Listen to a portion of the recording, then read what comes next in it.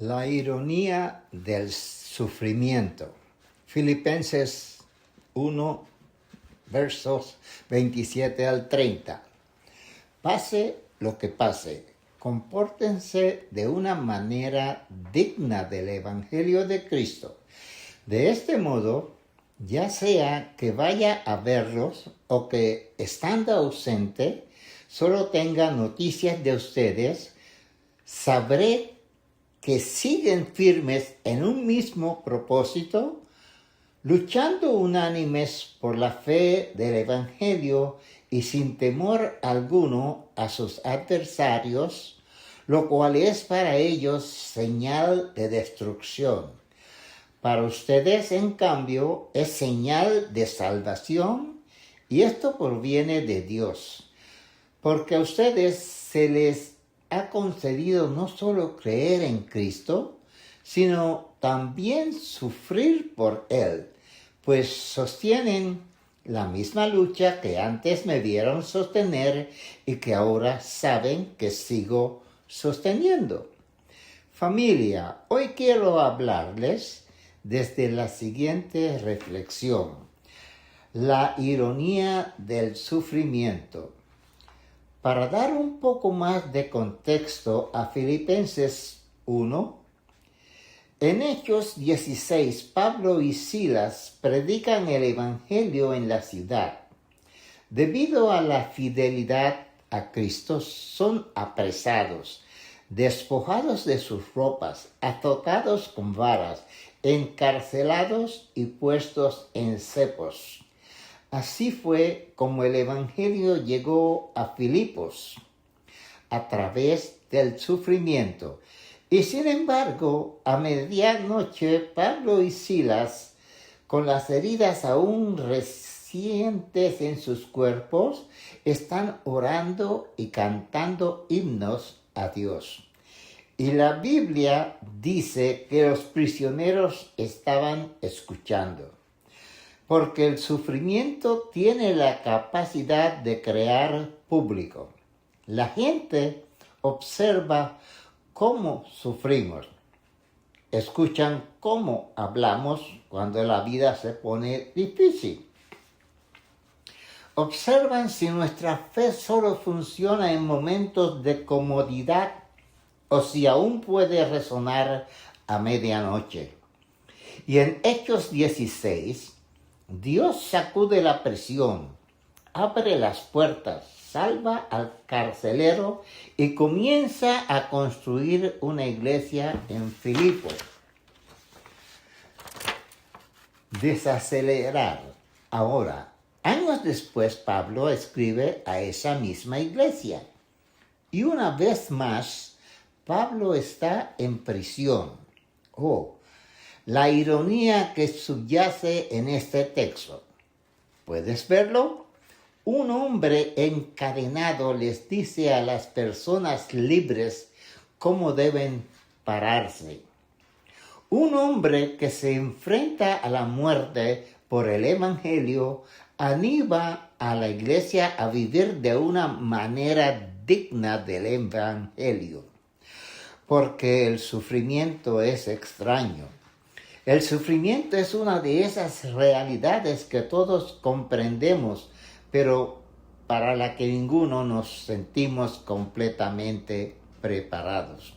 Sabemos que el sufrimiento es parte de la vida. Sabemos que llegarán las dificultades.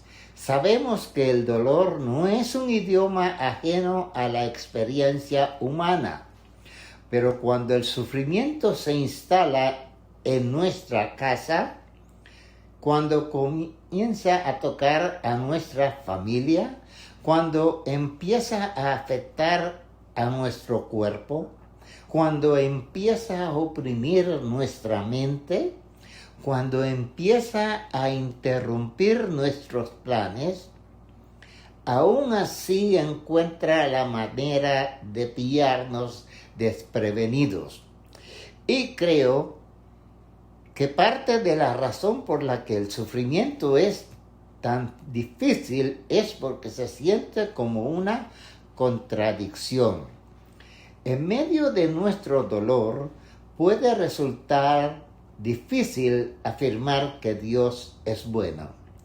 Y si somos sinceros, muchos de nosotros hemos tenido momentos en los que asumimos que si éramos fieles, la vida sería más fácil. Si oro, sirvo, si voy a la iglesia, si leo la Biblia, si intento vivir rectamente, entonces seguramente se me quitará algo de encima. Pero entonces abrimos las Escrituras y descubrimos algo que desafía esa suposición. La Biblia no nos da una fe sin peso. La Biblia nos presenta a un Dios fiel que acompaña a su pueblo en medio de las dificultades. Abraham espera una promesa. Moisés lidera a un pueblo difícil. David compone canciones desde cuevas. Jeremías llora por una nación. Pablo escribe cartas desde la cárcel. ¿Qué hacemos cuando el sufrimiento parece abrumar nuestras vidas? ¿Qué hacemos para mantenernos fieles como la vida se pone difícil? ¿Cómo podemos vivir de manera digna del Evangelio cuando seguir a Jesús nos cuesta algo? Ahí es donde encontramos a Pablo en Filipenses 1. Pablo escribe que vuestra manera de vivir sea digna del Evangelio de Cristo. Pablo está diciendo, pase lo que pase, cambie lo que cambie, haya presión, surja oposición, haga lo que haga Roma, sufras lo que sufras, ten esto presente. Vivir digno del Evangelio. El sufrimiento no justifica una vida indigna. Está hablando de su forma de vida, la forma en que se comportan. La Nueva Traducción Viviente dice, como ciudadanos del cielo, vivan una vida digna del Evangelio de Cristo. Ahora observamos que el texto utiliza el lenguaje de los ciudadanos. Para contextualizar, Filipos era una colonia romana. Así pues, los filipenses comprendieron la realidad de la ciudadanía, comprendían lo que significaba portar la identidad romana y los valores romanos. Pero Pablo les dice que su identidad más profunda no se encuentra en Roma. Tu vida pertenece a Cristo. Así pues, compórtate de una manera que se ajuste al Evangelio. Ahora, quiero ser claro. Pablo no está diciendo vivan de manera digna para que Dios los salve. No puedes ganarte la salvación, no puedes ganarte la gracia divina solo con tus obras. No puedes comportarte lo suficientemente bien como para que Dios te ame. El Evangelio no es un trofeo para las personas que han enderezado sus vidas. El Evangelio es la buena noticia de que Jesucristo vino por pecadores como tú y como yo. Murió y resucitó por pecadores como tú y como yo. Y salvó a pecadores como tú y como yo. Así que cuando Pablo dice, vivan dignos del Evangelio, está diciendo, vivan de una manera que corresponda al Evangelio que ya han recibido. Si Jesús es el Señor de tu vida, entonces Jesús es Señor de toda tu vida. No solo tu culto dominical, no solo el lenguaje de tu iglesia, no solo tu imagen pública. Él es Señor de tus conversaciones. Él es Señor de tus decisiones. Él es Señor de tus emociones. Él es Señor de tus hábitos. Él es Señor sobre la forma que sufres. El sufrimiento siempre nos tentará a rebajar nuestros estándares.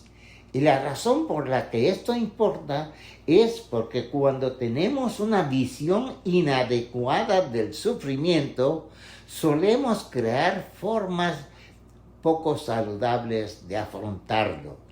Cuando la vida se pone difícil, corremos hacia la botella.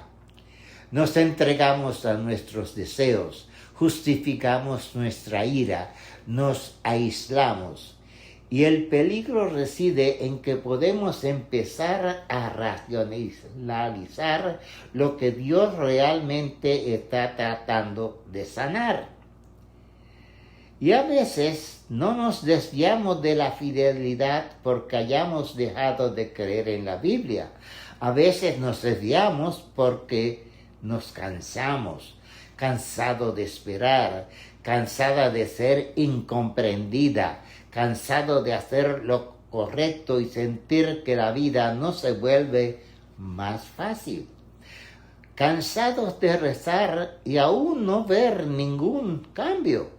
Y las personas cansadas pueden empezar a darse permiso para vivir por debajo de lo que creen. Empezamos a justificar cosas a las que normalmente nos enfrentaríamos. Decimos, sé que no debería haber dicho eso, pero estoy estresado. O sé que no debería haber respondido así, pero he estado pasando por muchas cosas. Sé que no debería haber cedido a mis deseos, pero la vida ha sido dura. El sufrimiento no anula el llamado a la fidelidad. El peso puede explicar la dificultad, pero no anula el estándar. Esa es una de las ironías del sufrimiento. Precisamente en el lugar donde nos vemos tentados a desviarnos de la fidelidad, suele ser donde Dios nos llama a demostrarla con mayor claridad. Pablo escribe desde la cárcel y sigue diciendo, digno de vivir.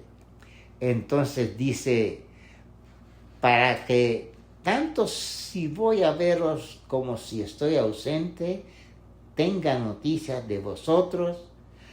Recuerdo que mi primer trabajo en la escuela secundaria fue en un supermercado llamado Harris Teeter. En Harris Teeter no se nos permitía usar nuestros teléfonos celulares mientras estábamos en la caja o en la caja de autopago. Yo era un gran trabajador, pero tuve la osadía de creer que si no pagas esta factura del teléfono, entonces puedo quitártela, mientras que al mismo tiempo hacía trampas para quitármela. Recuerdo que un día el gerente de nuestra tienda, el señor Sam, pasaba por allí, me dio un golpecito en el hombro y me llamó a su oficina.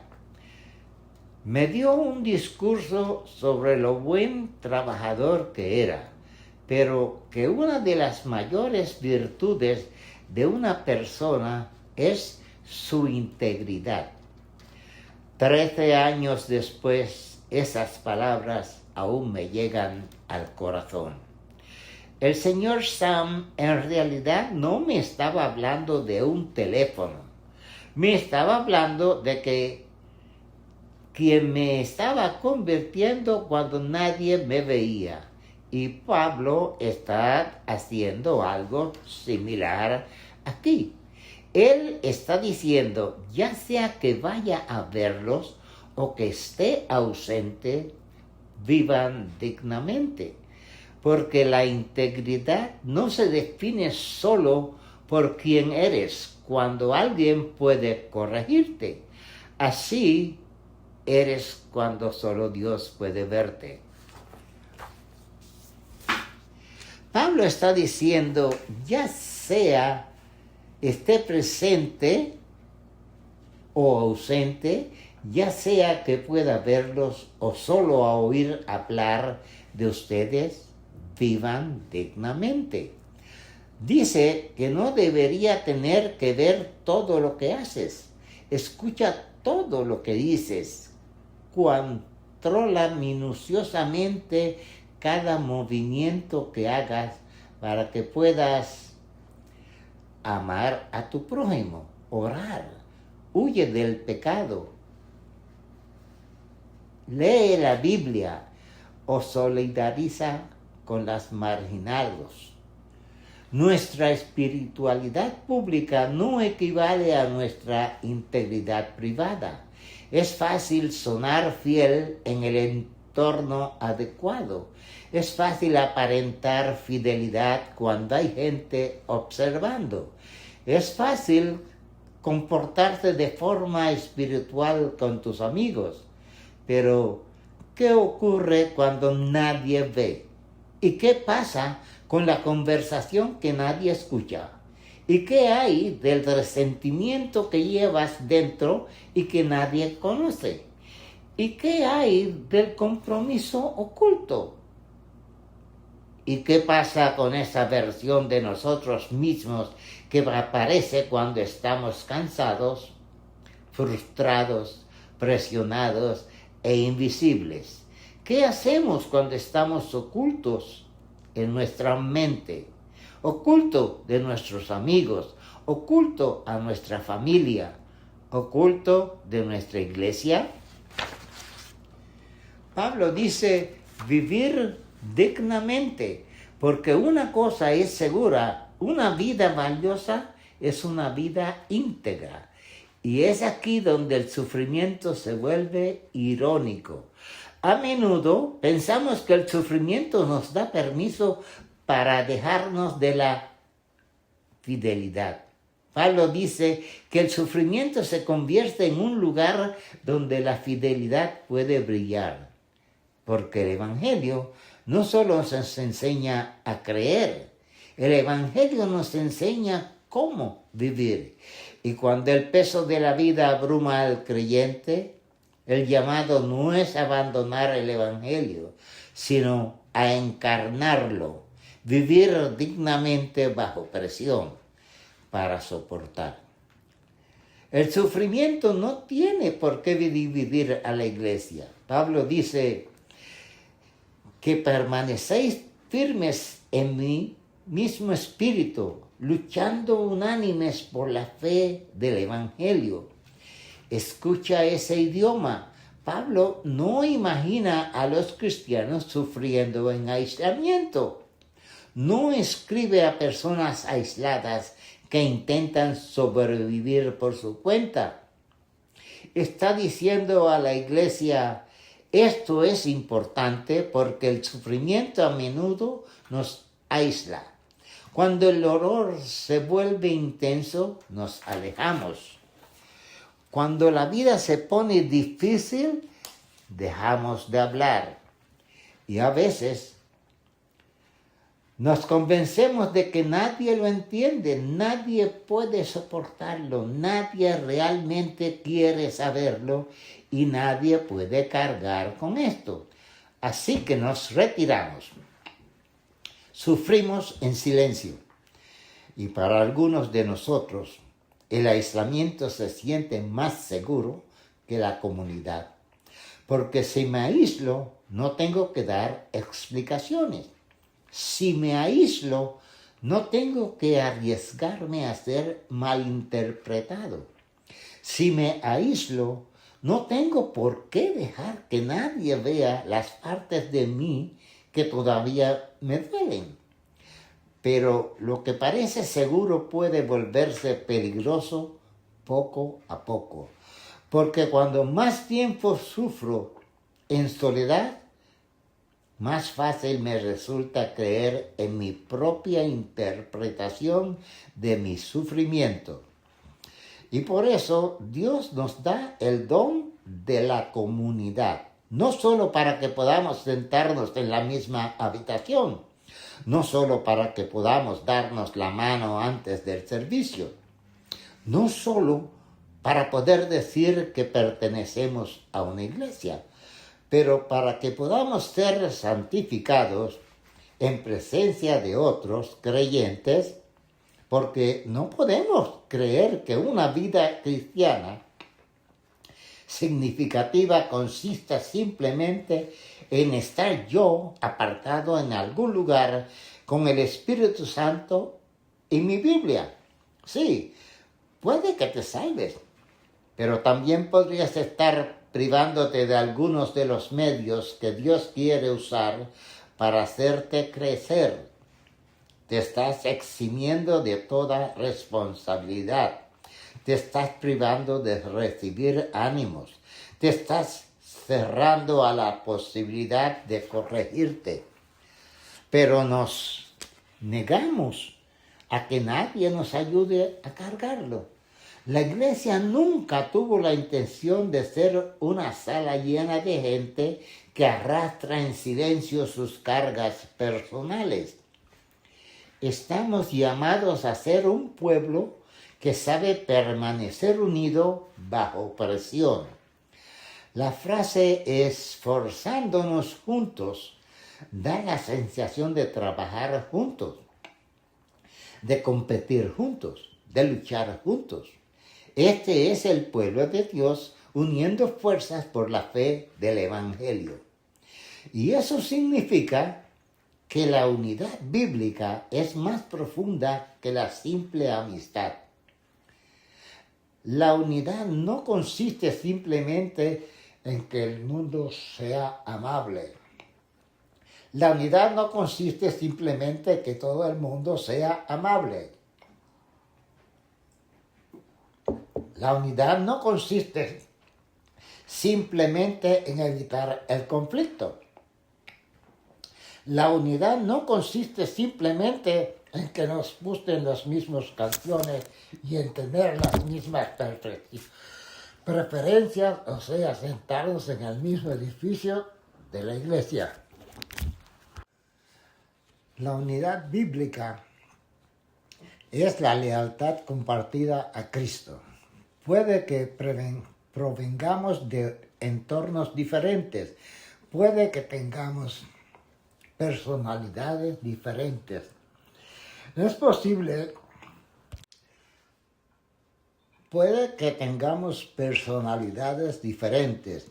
Es posible que procesemos el dolor de manera diferente.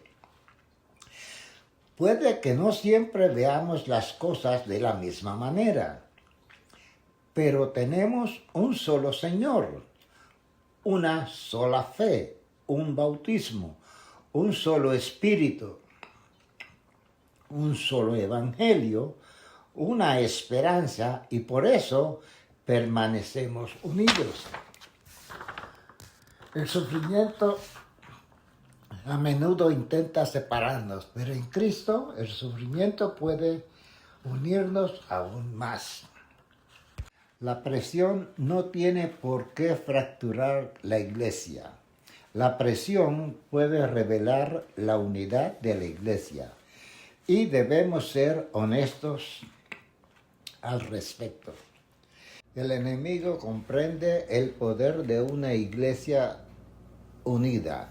Si no puede destruir el evangelio, intentará dividir a quienes lo proclaman, porque la desunión debilita el testimonio.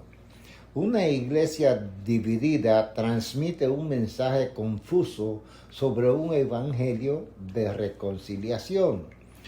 No podemos predicar la reconciliación al mundo mientras nos negamos a reconciliarnos entre nosotros.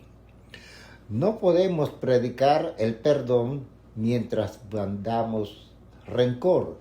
No podemos predicar como un solo cuerpo si funcionamos como miembros desconectados. Pablo dice, manténganse firmes, un solo espíritu, una sola mente, juntos. Eso significa que alguien debería estar lo suficientemente cerca como para saber cuando no estás bien. Alguien debería estar lo suficientemente cerca como para estar contigo. Alguien debería estar lo suficientemente cerca como un animarte. Alguien debería estar lo suficientemente cerca como para desafiarte. Debería haber alguien lo suficientemente cerca para recordarle lo que es verdad cuando tu mente esté cansada. Esa es la vida del reino. Pero nos negamos a que nadie nos ayude a cargarlo. La iglesia nunca tuvo la intención de ser una sala llena de gente que arrastra en silencio sus cargas personales. Estamos llamados a ser un pueblo que sabe permanecer unido bajo presión.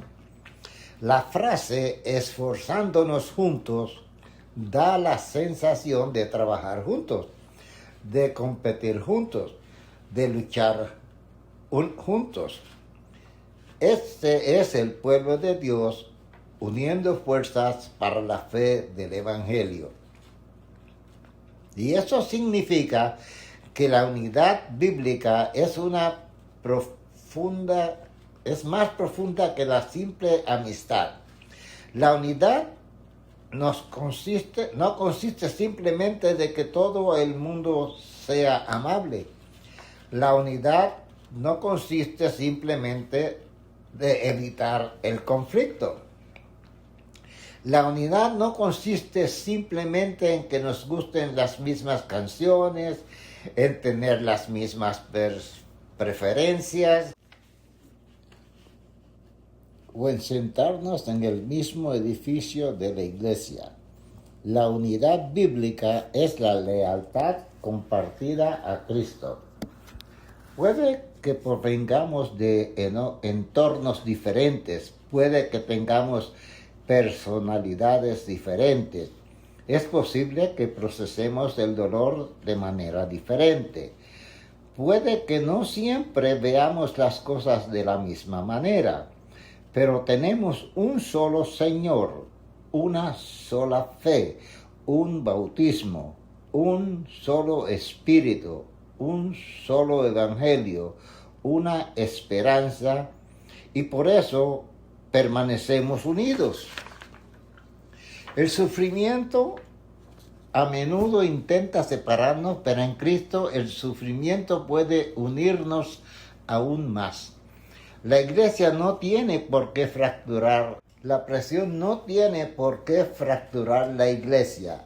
La presión puede revelar la unidad de la iglesia y debemos ser honestos al respecto. El enemigo comprende el poder de una iglesia unida. Si no puede destruir el evangelio, intentará dividir a quienes lo proclaman, porque la desunión debilita el testimonio. Una iglesia dividida transmite un mensaje confuso sobre un evangelio de reconciliación. No podemos predicar la reconciliación al mundo mientras nos negamos a reconciliarnos entre nosotros. No podemos predicar el perdón mientras guardamos rencor. No podemos predicar como un solo cuerpo si funcionamos como miembros desconectados. Pablo dice, manténganse firmes, un solo espíritu, una sola mente, juntos. Eso significa que alguien debería estar lo suficientemente cerca como para saber cuando no estás bien. Alguien debería estar lo suficientemente cerca como para rezar contigo. Alguien debería estar lo suficientemente cerca como para animarte. Alguien debería estar lo suficientemente cerca como para desafiarte.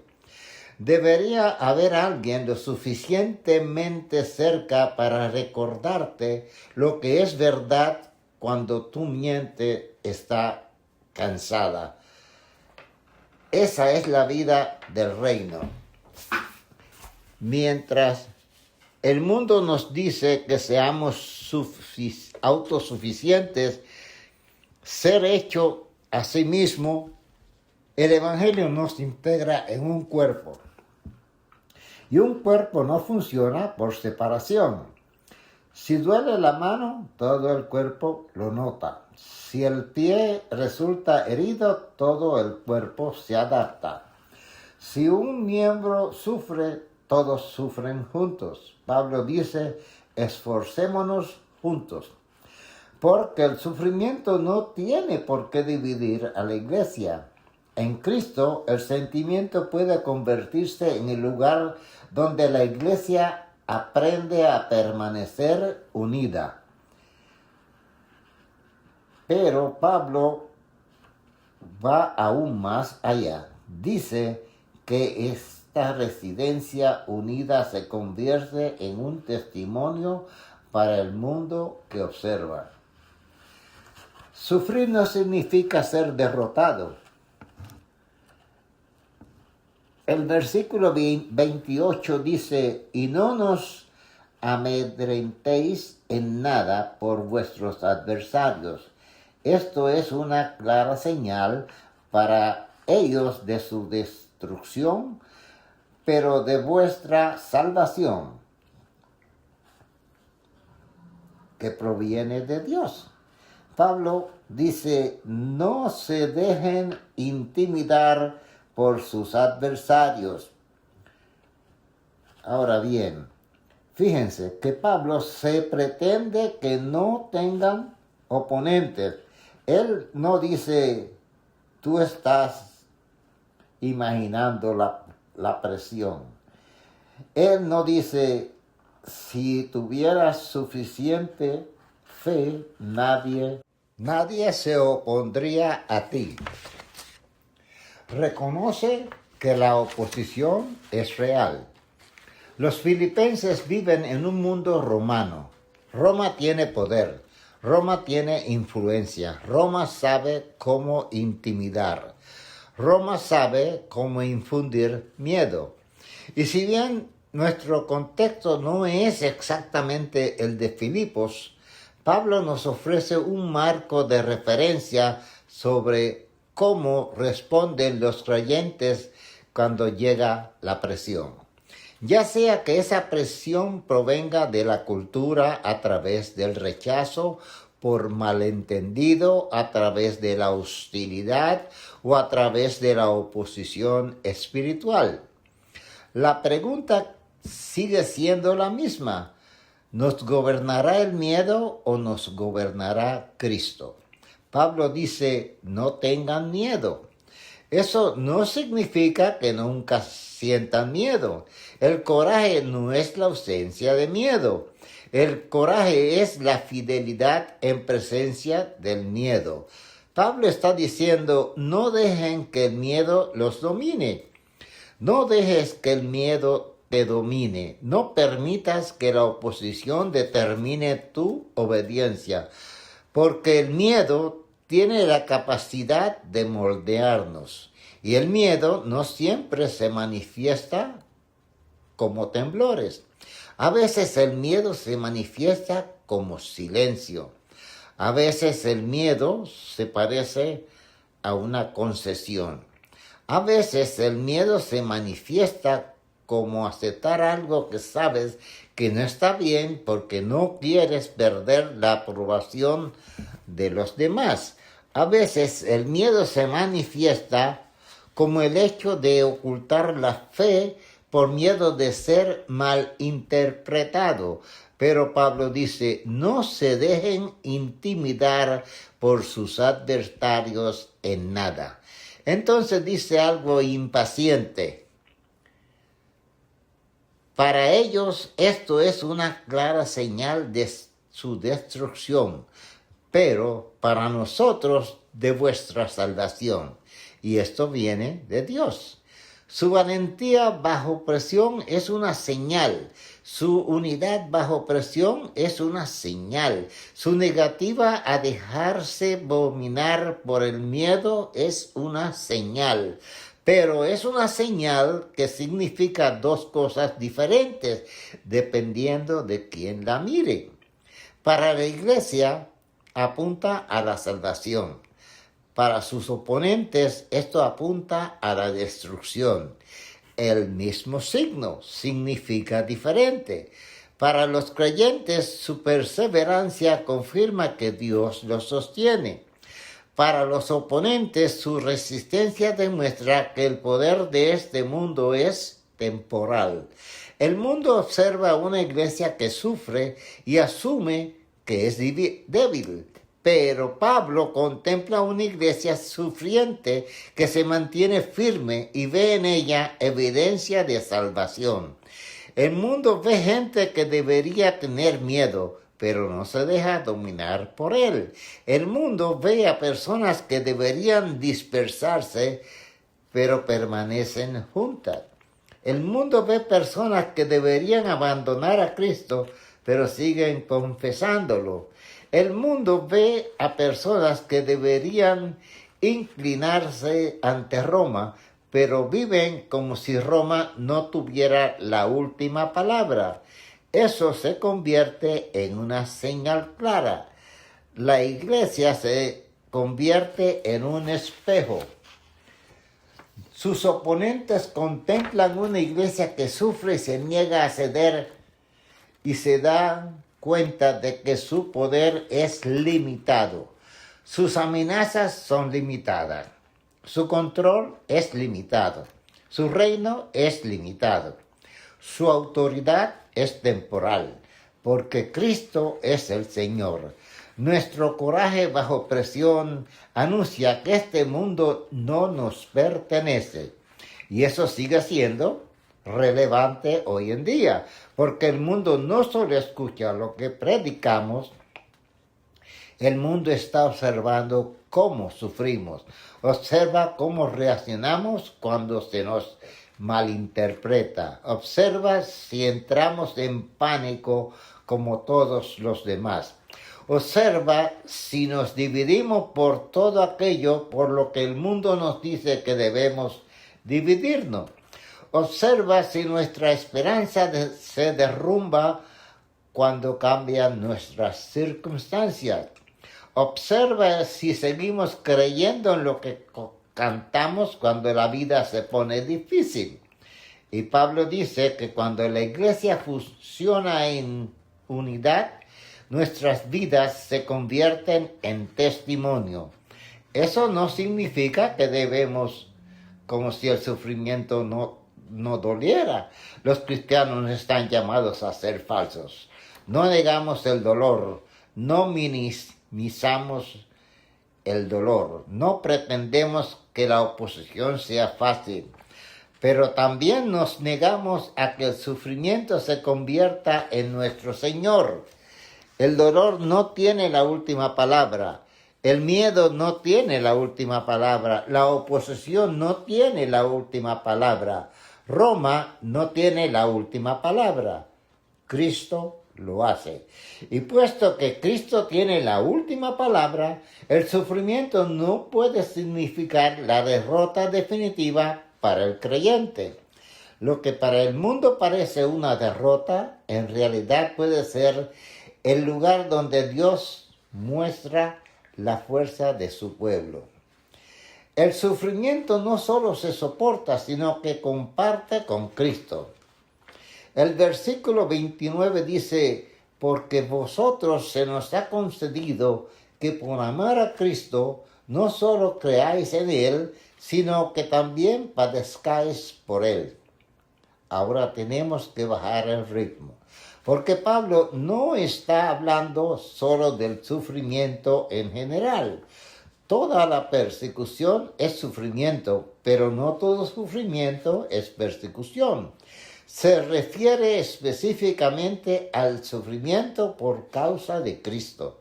Existe sufrimiento como consecuencia de vivir en un mundo caído. Existe sufrimiento que proviene del pecado de otras personas.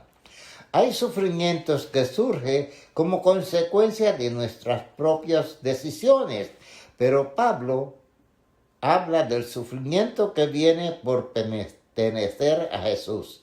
Y Pablo dice que ese tipo de sufrimiento ha sido concedido.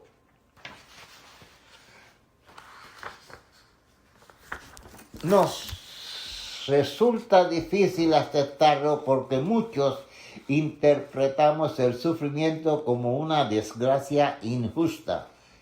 Suponemos que cuando estamos sufriendo, Dios no debe vernos. Dios no debe estar escuchándonos. Suponemos que si Dios estuviera realmente cerca, seguramente esto no dolería tanto.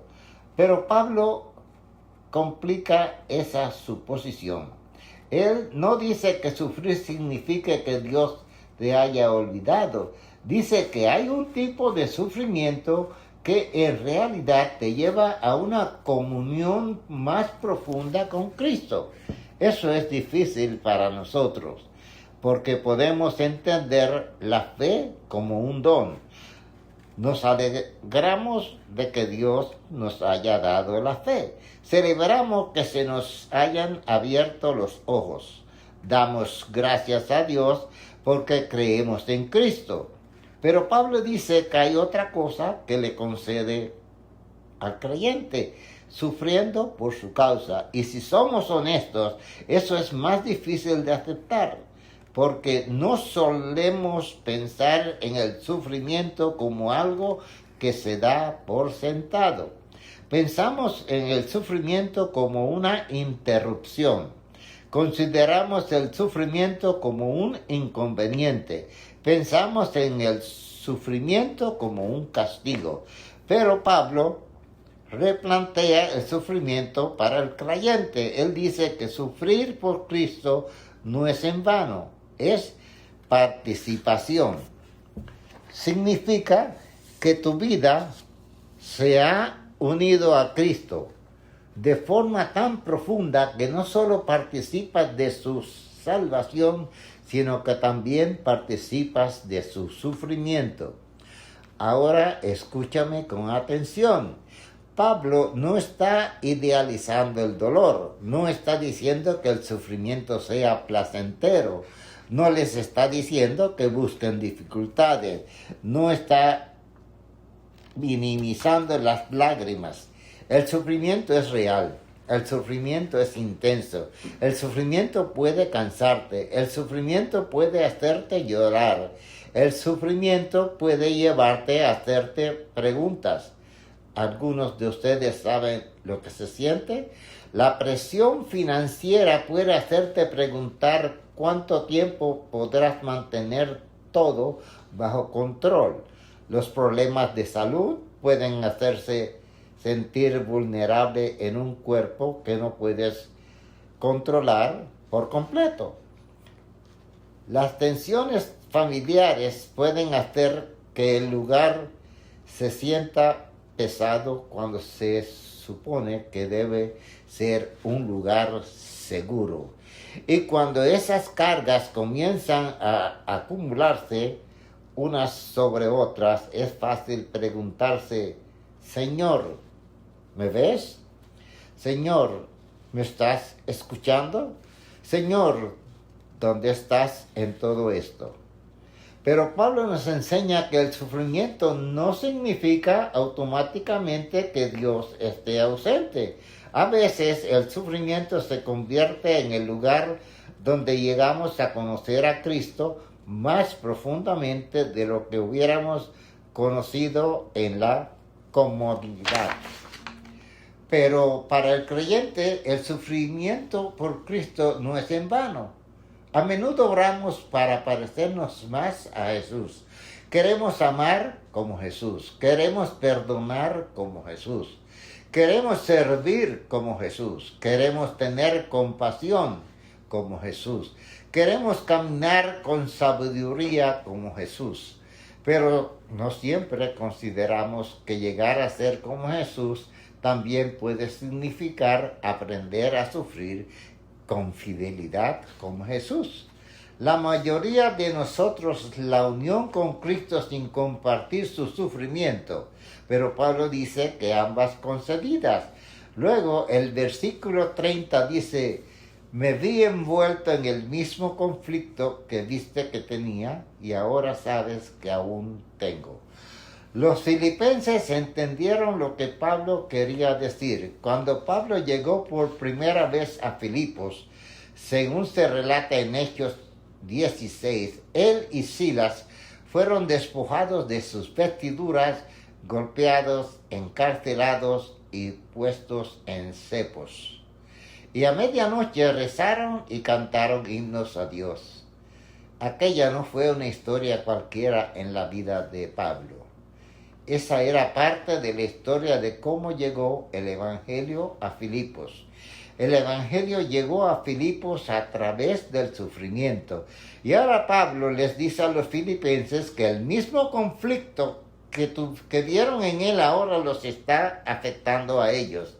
En otras palabras, no estás en una historia extraña.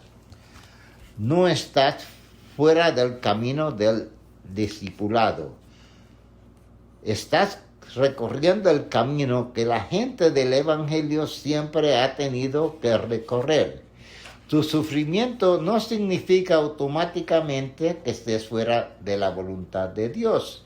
A veces sufrir significa caminar cerca de Cristo en un mundo que primero lo rechazó. La presencia del sufrimiento no significa la ausencia de Dios.